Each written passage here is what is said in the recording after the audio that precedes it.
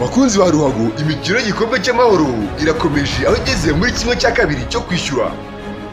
Kuri uyu gatatu, Rayon Sport izakira Espoir FC kuri stade ya Kigali isaa 9 n'igice.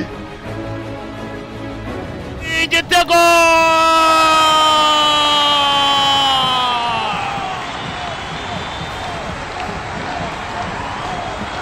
Igitego cya mbere hano!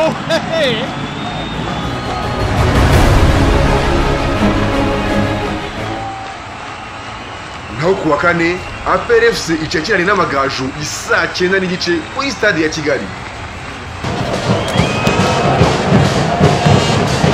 Go!